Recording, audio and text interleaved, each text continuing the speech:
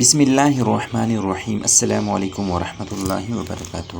جمعرات جمعہ ہفتہ 3 دینی وظیفہ کرنا ہے۔ انشاءاللہ یہ وظیفہ کرنے سے آپ کی ہر جائز حاجت، آپ کی بڑی سے بڑی پریشانی ختم ہو جائے گی۔ اس وظیفہ کو شروع کرنے سے پہلے درود شریف لازم پڑھیں۔ آپ نے وظیفہ کس طرح کرنا ہے؟ آپ نے سورہ کوثر پڑھنی ہے۔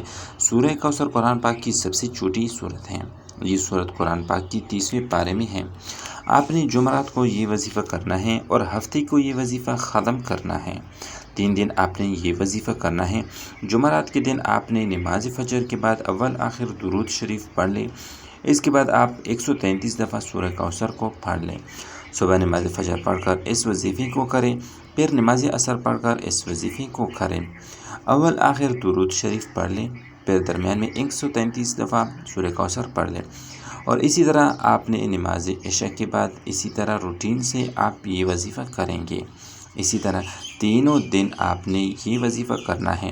آپ کی کوئی بھی جائز حاجت ہے، کوئی بھی جائز مقصد ہے، اس کو ذہن میں رکھ کے آپ نے یہ وظیفہ کرنا ہے۔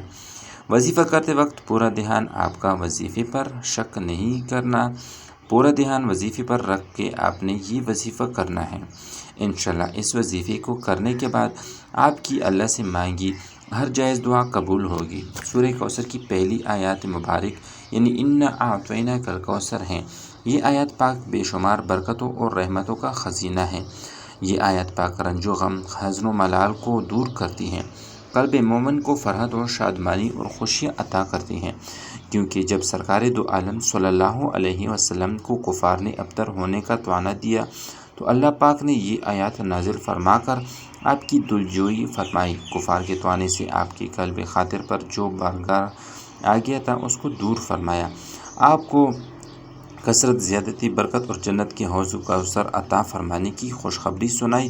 لہٰذا اگر کوئی شخص کسی معاملے میں کبیدہ خاطر ہو تو اپنے رنج و غم اور دل کی کبیدگی دور کرنے کے لیے اس آیات پاک کو روزانہ کم از کم 313 بار پڑھنے کی عادت بنائے۔